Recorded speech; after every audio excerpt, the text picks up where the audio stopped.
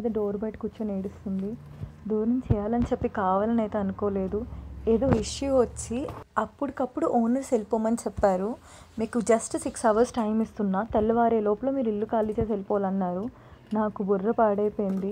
ఏం చేయాలో తెలియదు. నాకు చాలాసార్లు ఛాన్స్ వచ్చినా సరే జస్ట్ నా పిల్లలు చిన్నవి, తల్లి నుంచి దూరం వెళ్ళకూడదు అన్న కాన్సెప్ట్తో నేనైతే మాత్రం వాటిని నేనే కష్టమైనా సరే నష్టమైనా సరే అదే ప్లేస్లో ఉన్నాను. కానీ ఇప్పుడు ఇంకా వాళ్ళే వెళ్ళిపోయామనేసరికి ఇంక నా దగ్గర ఆప్షన్ లేకుండా పోయింది. అలాగని చెప్పి తల్లిని కూడా తెచ్చుకుందా అంటే తల్లి ఒక ప్లేస్ని అడాప్ట్ చేసుకొని అక్కడ బతకగలదు. ఇప్పుడు నేను కొత్త ప్లేస్ తెస్తే అక్కడికి అస్సలు బతకలేదు. పిల్లలు అయితే అడాప్ట్ చేసుకుంటాయి న్యూ ప్లేస్ని, ఎందుకంటే అవి ఎక్కడ చిన్న చిన్నవి కాబట్టి కొత్త ప్లేస్ని అడాప్ట్ చేసుకుంటాయి. తల్లి అలా అడాప్ట్ చేసుకోలేదు. ప్లస్ తెచ్చినా సరే నేను అక్కడ అలా రోడ్డు మీద వదిలేలేను, ఎందుకంటే నేను మూవ్ అయ్యే ప్లేస్ అంటే ఈ అబ్రాడ్లో నాకు ఒక హోమ్ ఉంది. అక్కడ టెంపరేచర్స్ అసలు ఇంకెప్పుడు మైనస్లో ఉంటుంది మోస్ట్ ఆఫ్ ద టైమ్. కానీ ఇప్పుడు నేను ఎక్కడి నుంచి అయితే ఉండి ఇప్పుడు పిల్లలు ఉన్నాయో అక్కడ టెంపరేచర్స్ హాట్ ఉంటాయి. సో పర్లేదు అనమాట, అవి సస్టైన్ అవ్వగలవు హ్యాపీగా. నేను తీసుకెళ్ళి ఇంకా సఫర్ చేయలేను తల్లిని అయితే. మిగతా 3 kittensని మొత్తం 5 కాబట్టి మిగతా 3 kittensని పక్కనే ఇచ్చేసాను. కానీ ఆ పర్సన్ ఇంకా మదర్ని అయితే అంతలా చూడు. సో ఇట్స్ ఇంక నేను దాని గురించి ఎక్స్ప్లెయిన్ కూడా చేయాలనుకుంటలేదు. ఇంక దాని ఫెయిత్ అని నేను భావిస్తాను. కానీ ఎలా చెప్పాలి దీనికి అన్నదే తెలియలేదు. ఈ రెండేమో మా మమ్మీ వచ్చింది, ఎప్పుడులానే వస్తుంది, మళ్ళీ వెళ్ళిపోతుంది, వచ్చేస్తుంది నాకు ఆశతో ఉంది.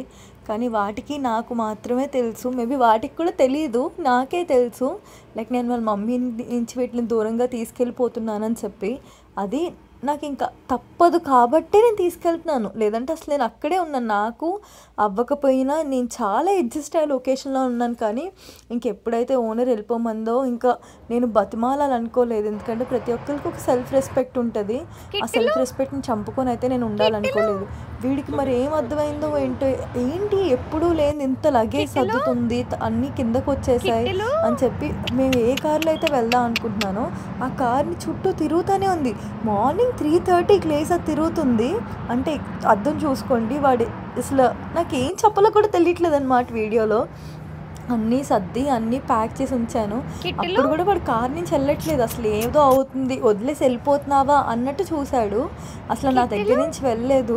ఇంకా బేబీస్ కన్నా ఇది బాగా అటాచ్ అయిపోయింది అనిపించింది, ఎందుకంటే చిన్న పిల్లలు ఉన్నప్పుడు, ఇది క్రీమ్ పఫ్ అంత స్టేజ్లో ఉన్నప్పుడు దీన్ని పట్టుకొని పరిగెట్టుకుని రూమ్లోకి వచ్చేదాన్ని నేను.